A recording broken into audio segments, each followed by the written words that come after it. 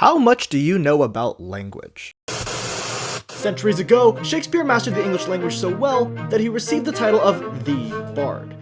Today, a chatbot has read so much human language that it dares take on the exact same title. I am, of course, talking about Bard, Google's version of ChatGPT, scheduled to be released within weeks. But what can we expect? After all, Google had the audacity to name it after Shakespeare. So, is it the next Shakespeare? Then there's ChatGPT itself. Or, to be a bit more descriptive, it's a generative pre-trained transformer-powered model that does chat. Hence, ChatGPT. And it has taken the world by storm. But what do Bard and ChatGPT have in common? And how are they totally different? Based on the science of their underlying language models, what can we anticipate? Well, I can answer these questions and more. And maybe, by the end of this video, we can find out which one is better.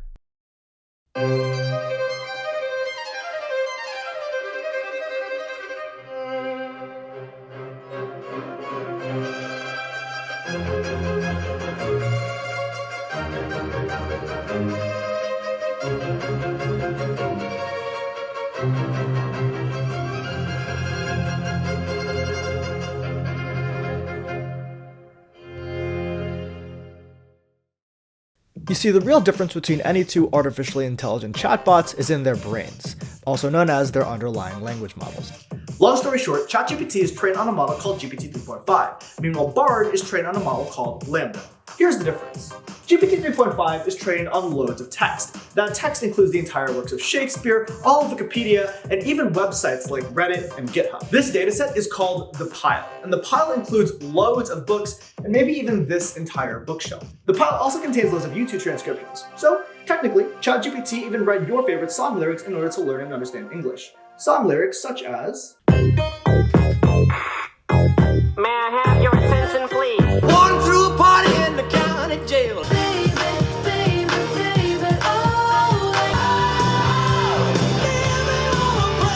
You just want attention, you don't want my heart." And once GPT-3.5 had a grasp on the human language, it was then fine-tuned for conversation, meaning literally OpenAI had humans role-play conversations with themselves where they played both the parts of the AI and the AI user. Hey chatbot, how are you? I'm good. It's nice to see you today. It's nice to see you too. The company then took all of those conversations and exposed them to GPT 3.5. After reading and parsing all of those conversations, boom, ChatGPT was born. Meanwhile, LaMDA was trained on a dataset of pure conversation. LaMDA never read Shakespeare and never read Wikipedia. So what did it read? All it did was listen to thousands upon thousands of conversations. Then it started to have its own conversations. And this is where some may feel Bard has an advantage. An advantage? How? Well, Bard is a specialist. It's patterned on the pace and patois of conversation. As a result, Bard's brain picked up on the details that distinguish open-ended conversation from other forms of communication.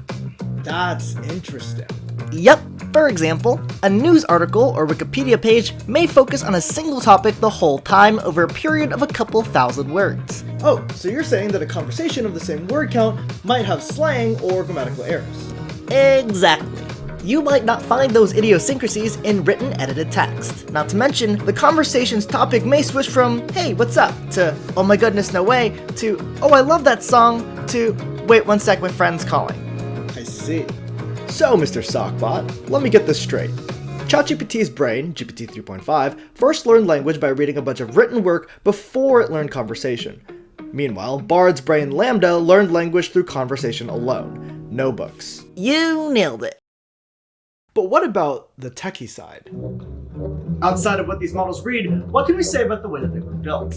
Well, let's start with tokens. For our purposes, think of tokens not as coins, but rather as word fragments. For instance, the word reorganizing can be broken down into 3 tokens.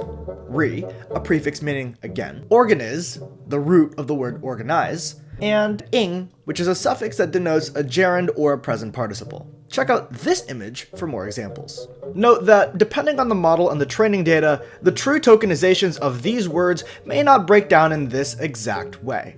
But the breakdown on display here can give you a pretty good idea of such tokenization in practice.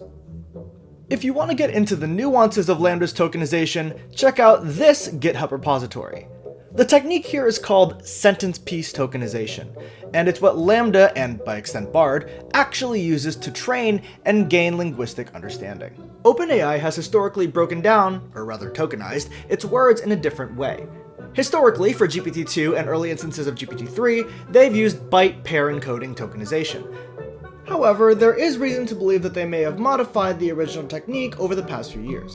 The details of such tokenization techniques are beyond the scope of this video, but if you're curious, head over to this Hugging Face page to learn more.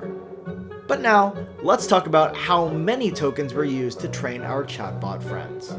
You see, GPT-3 and GPT-3.5 were trained on something on the order of 300 to 400 billion tokens. To put that in perspective, if I had 300 to 400 billion pennies, that wouldn't be enough just to stack as high as the Empire State Building. That would be enough to stack as high as 10,000 of them. LaMDA, on the other hand, was trained on over 1.5 trillion tokens. Trillion with a T. Or, going back to pennies, that wouldn't be enough just to fit 10,000 Empire State Buildings. That would be enough to wrap around the entire Earth. Over 1,000 times. Meanwhile, when it comes to parameters, Google openly states that LaMDA contains 137 billion model parameters. OpenAI states that GPT-3.5 models contain 175 billion parameters. Or to put it in perspective, that's the volume difference between this mug and this mug. But now it's time to spill the tea.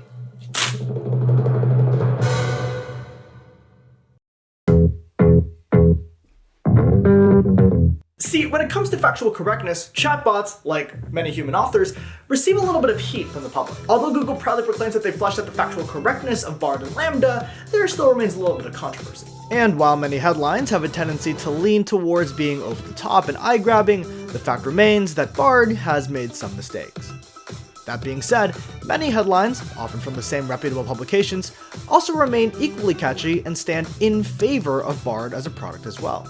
But let's not forget that ChatGPT messes up too. The only difference is that OpenAI readily admits its limitations in this field. If you've ever used ChatGPT, you know about these shortcomings firsthand. Warnings are posted all over the place in ChatGPT's UI. So while we do love our popular current reigning champion of chatbots, we do have to admit that it's not perfect. In fact, ChatGPT is pretty definitive about saying, My training data ends in 2021. but don't just take Sockbot's word for it. Check out ChatGPT's response yourself. When I asked it about current events, twice in a row it said the exact same first sentence. I'm sorry, but as an artificial intelligence language model, I don't have access to current news articles or the ability to browse the internet. The model then told me either to refer to reputable news sites, or it would discuss general, evergreen topics to always talk about with regards to the news. But Bard ostensibly remains okay with discussing more current events. However, anyone outside of Bard's current beta testing group doesn't know the extent to which that's the case. And that's all we can pretty much say definitively about Bard's factual correctness right now. What the engineers for these chatbots will have to do is fine-tune their models for a task called information retrieval. That is, given a model that already knows language pretty well and can communicate with humans, can the model determine 1. Whether it has to look up information before it says its next words, and 2.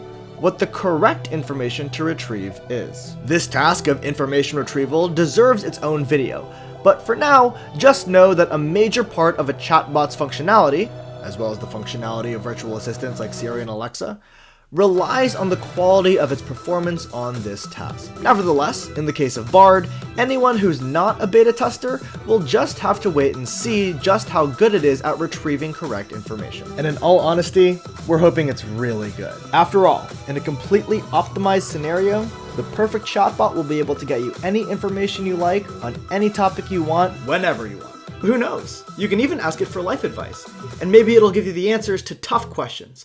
Questions like, Am I falling in love with the one that could break my heart?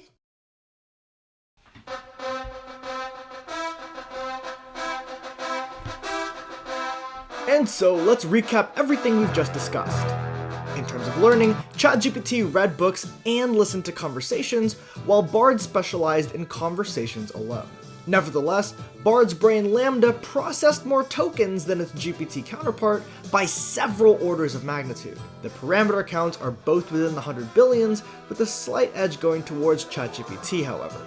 And finally, with regards to factual correctness, both models can, have, and will make mistakes. ChatGPT knows nothing after 2021 and will loudly declare so, at least for now. Meanwhile, Google proudly states that Bard will have the ability to retrieve information from the internet when needed and then distill that information to you. And so our star-crossed chatbots remain intertwined, each surpassing the other twixt different domains. But when it comes to conversations, Bard really does seem like a formidable competitor to ChatGPT. With its slight edge in conversational training and its explicit training and factual grounding, the Bard might come out as the favorite. But by no means does that make ChatGPT an underdog. Again, we'll have to wait and see. And thus we wait for our new Bard's debut. I thank ye much, and I bid thee adieu.